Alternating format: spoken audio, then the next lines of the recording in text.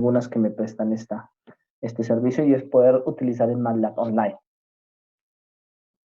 Para utilizar MATLAB Online, pues básicamente solamente es escribir esa dirección web matlab.mathworks, que es un subdominio.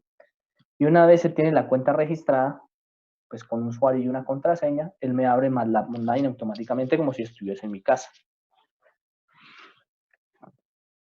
Me pide usuario, contraseña, autentica y ya está. A ver si me acuerdo cuál es la cuenta, ingreso y ya está. Ventajas. Observen la pantalla de MATLAB. Es exactamente igual y de hecho me guarda o me muestra lo último que yo realicé, que era la práctica de guías de oro. Voy a arrancar desde cero para que ustedes me entiendan qué es lo que yo quiero que ustedes me simbolicen. Entonces, lo voy a hacer todo en el Command Window. Para poder capturar un vector o un valor imaginario más real, siempre hay que colocar la parte real, por ejemplo, 2 más 3j. ¿Listo? En dos posiciones diferentes. Para poder capturar esas dos posiciones, los edit text que nosotros utilizamos normalmente, por ejemplo, en una app que yo creé aquí, no me permiten de ninguna manera poder capturar al tiempo la parte real o la parte imaginaria. Bueno, si no permiten es difícil, lo permiten, pero es difícil. Esto así que es mucho más sencillo, porque en términos de formulario para un usuario, no es ningún problema llenar un campo y llenar el otro. Entonces, ustedes ya saben, abren un campo en Profe, ¿no blanco. podríamos grabar esto que estás Ah, si explicando? quieres, claro que sí, yo puedo grabar esto. Sí, por eso. Ah, de hecho está grabando. ¿Sí? Sí, sí, sí, está grabando desde el principio. Ay, gracias. ¿Vale? Perfecto. Entonces, ¿cuál es el objetivo? El objetivo fundamental es que ustedes creen unos edit text, ¿vale? Entonces hay un edit file text que les permitiría a ustedes captar la parte real y la parte imaginaria, pero hay que hacer un procedimiento de recibir un vector, dividirlo en dos, tomar la parte real y luego la parte imaginaria. Entonces a mí me parece que eso es inoperante. Así que lo que hago es lo siguiente. Mire, le coloco z sub l real,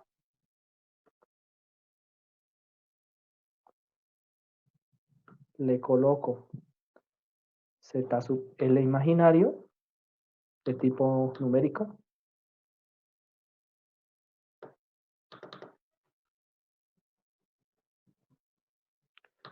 Lo observan y ya tengo los dos valores que me van a capturar z sub l. Podría hacer lo mismo con z sub 0. ¿Qué ocurre? Creo que en la herramienta yo les coloqué efectivamente que ese z sub 0 tenía que ser real o imaginario, pero para términos prácticos en los cálculos que les pido es única exclusivamente real.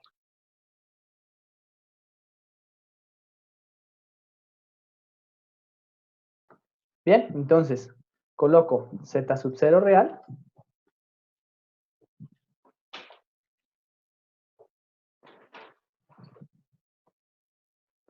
Coloco z sub 0 imaginario. Recuerden, son campos de texto numérico. Z sub 0 imaginario. Los organizo y ya están. Bien. Ahí ya voy a poder capturar automáticamente los valores. ¿Listo? ¿Qué es lo que tengo que hacer? Calcular o capturar cada uno de ellos por aparte. Y una vez los capture por aparte, poder ejecutar la ecuación a la que yo estoy haciendo referencia, que en mi caso sería el coeficiente de reflexión.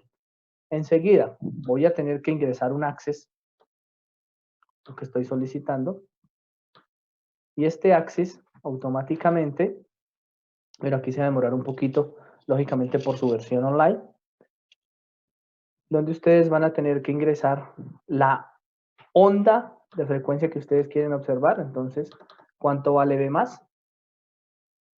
¿Listo? ¿Qué es cuánto vale B más? La amplitud de esa onda B más. Es decir, cuando ustedes generen la onda cosinusoidal, ¿cuánto es la amplitud de la onda? Van a tener que meter la frecuencia de la onda que yo les estoy pidiendo ahí.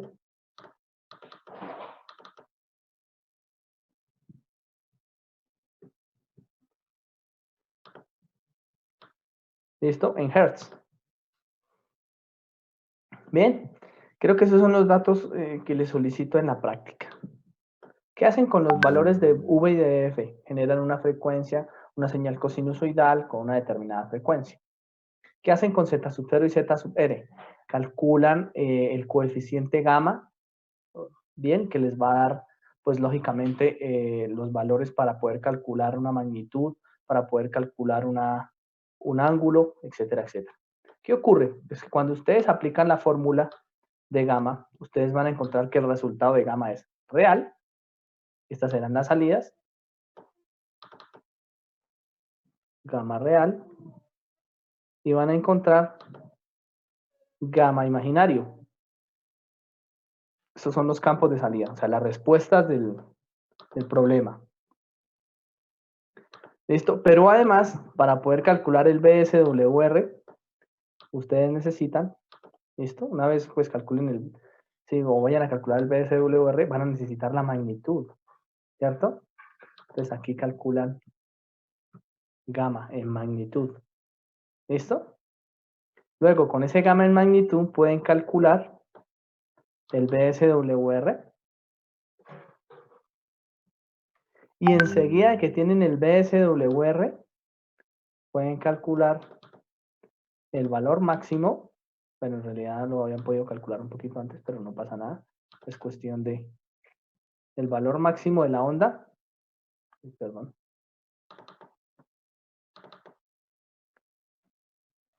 Y pueden calcular el valor mínimo de la onda.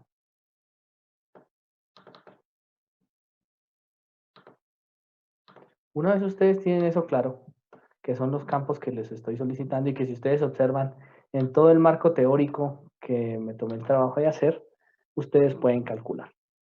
Bien, eso es todo lo que pueden calcular. En realidad es la aplicación de una fórmula en donde ustedes van a calcular magnitud y fase, magnitud y fase, magnitud y fase. Nada más. En función de un fasor, que un fasor siempre está compuesto por una parte real y una parte imaginaria. ¿Vamos bien hasta ahí o alguna duda? Por ahora bien, profe, gracias. Bien, profe. Entonces, supongo que ustedes ya capturaron todo eso. ¿Listo? Voy a Profe, guardar eso. Dígame. profe, una pregunta, la magnitud de gamma, ¿cómo la hallamos? La raíz cuadrada de la parte real más la raíz cuadrada de la parte real al cuadrado más la parte imaginaria al cuadrado. Ah, Ya los vale, calculo, ya hago los cálculos sin utilizar el aplicativo, ¿vale? Para que a ustedes les quede claro. Bien, entonces, por ejemplo, aquí les voy a colocar aquí COEF, reflexión. Bien, y le digo, ok, lo guardo en mi MATLAB Online, pues afortunadamente me permite. Y ya está. Eso es básicamente la estructura. Ya si ustedes le quieren colocar dibujitos, si lo quieren colocar colores, pues a su gusto. Bien, recuerden que la práctica se tiene que hacer por grupos. Así que es necesario que ustedes me envíen cuál es el número de su grupo para que cuando vayan a subir tanto la práctica como el informe, pues una sola persona lo sube. O si lo sube cualquiera de los tres, automáticamente le diga que el trabajo ya fue entregado. Yo me encargo de hacer eso en la plataforma. ¿Claro hasta ahí? Bien, entonces, ¿qué es lo que hace? Calculan en Z sub L. Voy a calcularlo, voy a hacerlo en un script en vivo. ¿Listo? ¿Qué es un script en vivo? Algo que simplemente yo voy escribiendo en la parte izquierda y él me lo va calculando en la parte derecha. Como ustedes suponen, o yo supongo que Z sub L ya lo capturó allá. Entonces Z sub L calcula la parte real, calcula la parte imaginaria y la une en un solo imaginario. ¿Listo? Entonces yo le voy a decir Z sub L es igual a 50 más J50. Bien, y lo pruebo. Esto es un script en imaginario. La parte real, perdón, 50J.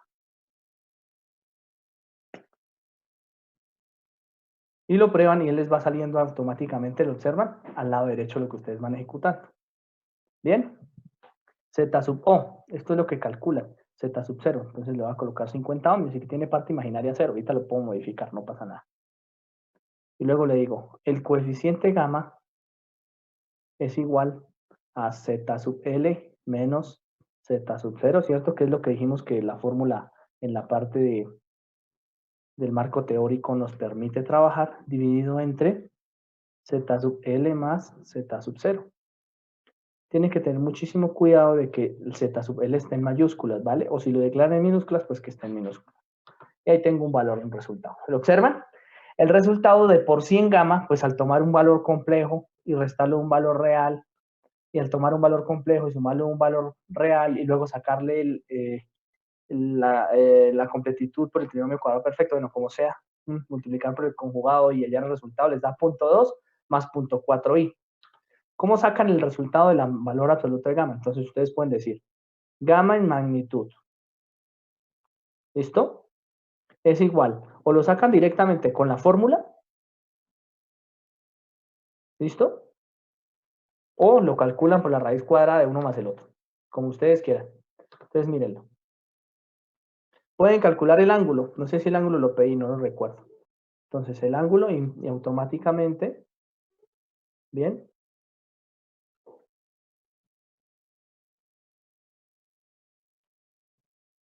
de gamma, bien, o la tangente a la menos 1, como ustedes quieran, miren.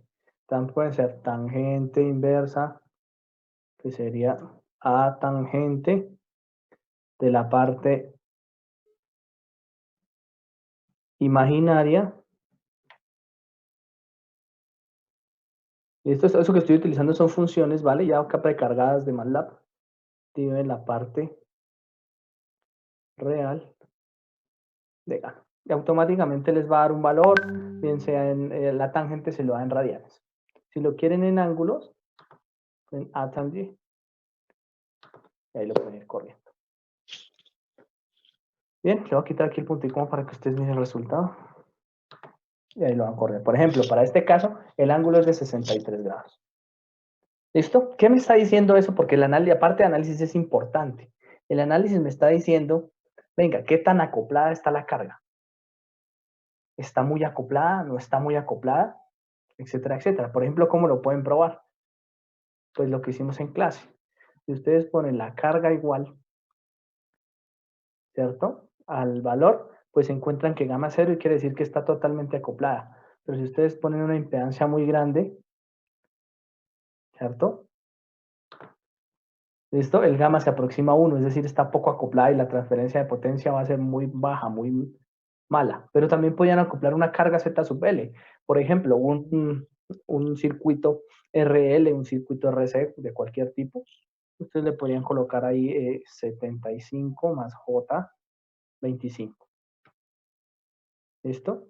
Correrlo y él automáticamente, observen, perdón, otra vez cometí el error.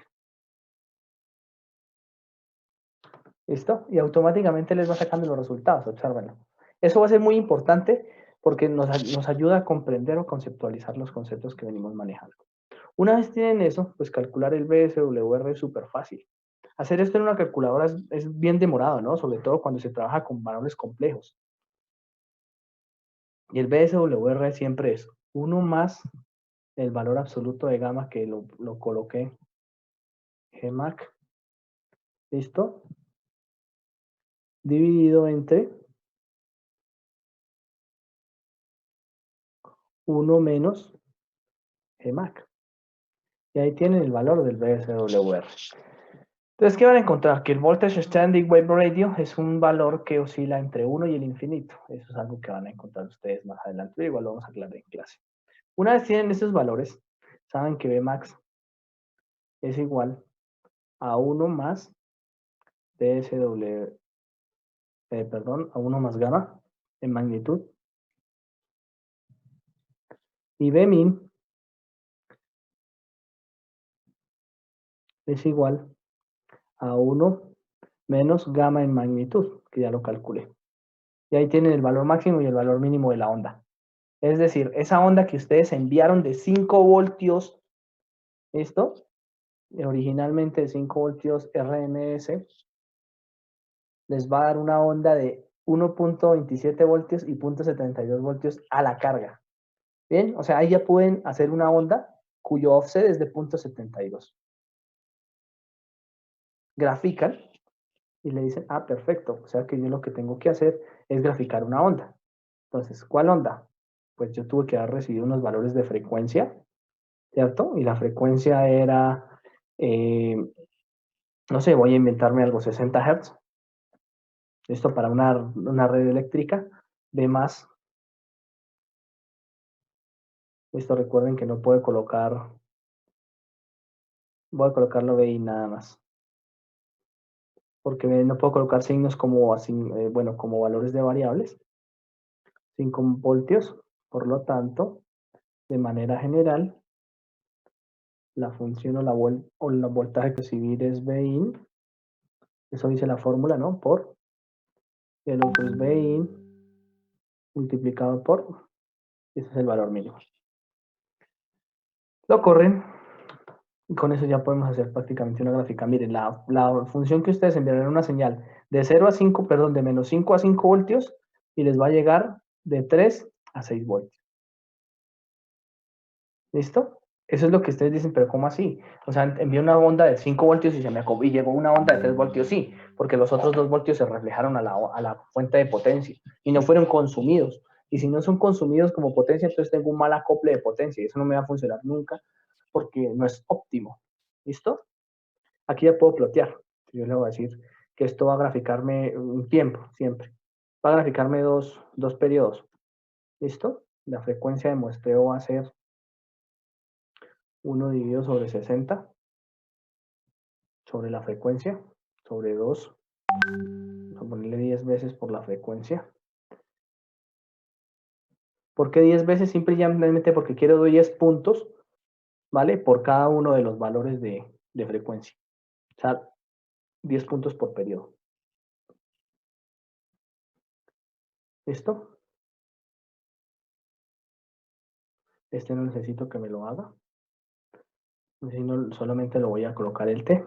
Y luego le digo que la gráfica que quiero de más, la que voy a graficar será la amplitud, que es Bin multiplicado por el coseno. ¿Por qué? Porque así lo define la práctica. Coseno de 2 por pi por f por t. Bien, punto y coma. B2 va a ser igual. Esto a una onda que oscila entre 6 y menos 3. Entonces, quiere decir que tiene un voltaje offset de 3.61 a 32. O sea, el voltaje offset es B mínimo. ¿Listo? Creo que esto me lo entiende. Esto es igual que en el osciloscopio cuando ustedes le dan un offset al generador de onda. B mínimo más la diferencia entre las dos, que es aproximadamente los mismos 3.661. Entonces, en este caso más, pues aquí, P max, perdón, P max menos B min, que es la diferencia entre los dos, es decir, para poder encontrar el pico, cómo está oscilando la onda, esa es la amplitud de la onda, multiplicado por el coseno. En este momento hemos sufrido desfase, ¿no? 2 por pi por f por t. De momento no hemos sufrido desfase, ¿bien? En el cálculo del coeficiente de resolución. Más adelante se van a dar cuenta que sí sufrimos un ligero desfase a medida que subimos la frecuencia. Bien, porque debemos comparar t con la distancia. Y ahí vamos a tener la onda. Bien. Lo corren. Y ahí ya les debe salir unos resultados. Voy a colocar por aquí punto y coma para que no salgan. Ploteo B1, es decir, la onda original contra el tiempo. Ploteo la onda número 2 contra el tiempo. Listo, esta la voy a hacer en rojo. Está mejor, bueno, en rojo está, y está en azul o en negro. Y ya está. Y le doy rojo. A ver dónde puse este. Ah, perdón. Se ve.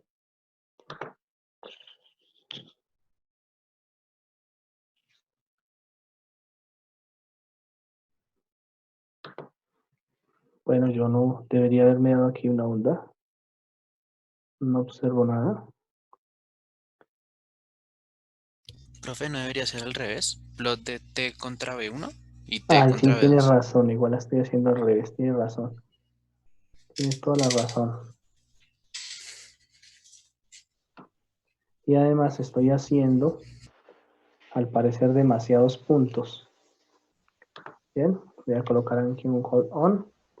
Voy a colocar por aquí una variable que me limpie todo. Listo, le estoy diciendo que me grafique hasta 2 por F.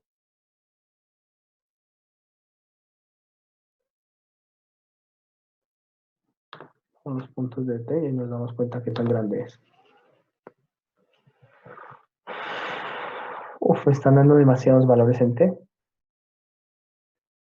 Entonces vamos a colocarle aquí uno sobre la frecuencia. Están dando demasiados valores. Ah, claro, es que aquí la estoy embarrando. Estoy graficando demasiados valores, lógico.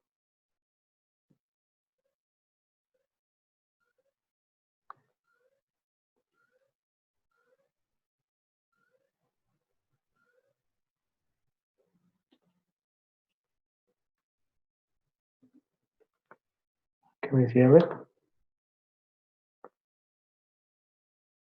Un segundo porque debe limpiar esa pantalla. CLA, limpia los ejes. Y esa sería la señal, ¿la observan? ¿Qué es lo que estoy diciendo? Que ustedes inicialmente por la fuente de por Z sub 0, antes de entrar al circuito de la línea de transmisión, va lo que va en negro. Pero en realidad lo que consumió la carga fue lo que está en rojo. Y observen que lo que hace falta para que se complete la potencia consumida es lo que se devolvió. ¿Cuánto hace falta? Pues efectivamente lo que se devuelve, que sería menos coseno. ¿Listo? Esa es la importancia de ese valor de coeficiente de reflexión y el valor de voltage standing wave radio. Entonces el voltage standing wave radio efectivamente lo que me está diciendo es qué tan lejos está el máximo del mínimo. Empecemos a variar. ¿Listo? La impedancia, por ejemplo. Profe, yo tengo una pregunta. Dígame. Si el voltaje de entrada o el OV+, que es con lo que estoy alimentando la línea, es 5 voltios, ¿por qué el voltaje máximo me está superando ese tope de los 5 voltios? En este caso me dio 6 voltios más o menos. Porque es el voltage, pues precisamente lo que intenta calcular el VSWR es eso, el voltage standing wave radio. ¿Qué ocurre por lo general? Que cuando yo ingreso a un circuito AC, ¿cierto? Nunca tengo en cuenta la señal de C. ¿Lo han observado? Entonces, al no tener en cuenta la señal de C, o siempre y cuando coloco un capacitor o cualquier serie o cualquier cosa capacitiva al ingreso de los circuitos, lo que hago es quitar ese circuito de valor de C, ese offset que trae la señal. Ahí lo que me está diciendo es, ojo, está acoplando mal la señal. Nada más es lo que me está diciendo. Mire, la relación entre el voltaje máximo y el voltaje mínimo es este. ¿Más o menos me hago entender o no? Es simplemente una consecuencia de lo que estoy recibiendo en potencia. Sí, La sí. forma no importa, no me interesa la forma. Recuerden, cuando yo ingreso una señal no me interesa mucho la forma. Lo que me interesa es la cantidad de potencia, es decir, el área bajo la curva de esa señal de voltaje. ¿Me hago entender? Ya. Esto, por ejemplo, cuando ustedes quieren, aquí lo que estoy diciendo es, miren, ustedes acaban de acoplar una señal AC, pero está funcionando como si fuese una señal de C porque está acoplando la potencia completa. Eso es lo que me está diciendo, miren, los 5 voltios que entraron fueron los 5 voltios que salieron. ¿Por qué? Porque claro, ustedes cuando intentan hacer el voltaje máximo o el voltaje mínimo les da lo mismo. ¿Por qué? El coeficiente gamma es 0. Ahora vámonos al caso extremo. Ustedes intentan siempre acoplar, recuerden, la área bajo la curva. Entonces miren esta. ¿Listo? Y eso es lo que me está diciendo es, mire, la carga que usted, la potencia que usted me está pidiendo es superior a la que me puede entregar la fuente, así que puede dañar el equipo, la fuente. Mírenla. Porque la impedancia es muy alta, entonces la potencia que va a consumir es demasiado elevada. O se daña la resistencia o la carga que usted está colocando, o se daña la fuente. Por lo general, cuando uno hace este tipo de cálculos, siempre resulta dañándose la carga. Pero si está pidiendo más es porque va a demandar más, ¿no? Correcto, Ahí no se dañaría la ZL, sino... se daña la fuente. Pero lo que pasa es que por lo general cuando uno está diseñando equipos de telecomunicaciones, por ejemplo, con altas impedancias y este tipo de cosas, uno tiene o diseña para unas bajas potencias. Por ejemplo, coloca una carga súper baja, o sea, en potencia. Puede tener una impedancia altísima, pero en potencia es muy baja. Y si yo me llego a equivocar, ahí me estoy tirando la fuente. Ahí, en ese señal que acabamos de hacer, me estoy rompiendo la fuente.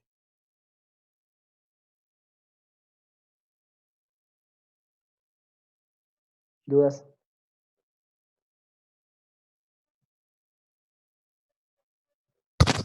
No, profe, ahora sí quedó un poco más claro la parte Más o menos, imaginaria. ¿cierto? Eso es súper fácil. Eso es simplemente que ustedes, lo que ocurre es que cuando acoplan este tipo de cosas, por ejemplo, 50 más 50J, pues lo que provocan es que la señal tenga un ligero desfase, pero aquí todavía no lo estamos teniendo en cuenta y por eso es que ustedes ven que la señal como que se sube. Si observan que cuando les empiezo a subir, lo meto a meter ese 50J, la señal se empieza a subir. Sí. ¿Listo? Entonces, entre más desacoplada esté la carga en magnitud de gamma, pues más desacoplada va a estar la señal a la salida. Y lo que me hace falta para completar entre la roja y la negra es lo que se me va a devolver a la fuente. Eso en términos eléctricos. ¿Claro hasta ahí? ¿Dudas? Sí, señor. Sí, profe. Más o menos, ¿no? Lo que hay que hacer es calcular, hacer estas fórmulas. Lo más difícil ahí es intentar capturar los datos, meterlo en el aplicativo para que funcione de forma bonita, pero el resultado básicamente es este que yo les acabo de mostrar. Y ya está, van a encontrar fácilmente cuál es su coeficiente gamma en cálculos muy sencillos. Profe, tengo una duda, no entendí muy bien ese tema del desfase. Por ejemplo, ahí en la gráfica está pidiendo más y aparte de eso está, pues no, desfasada, pero técnicamente, ¿qué estaría pasando ahí? Ahí todavía no estamos teniendo en cuenta la longitud de la onda, acuérdese.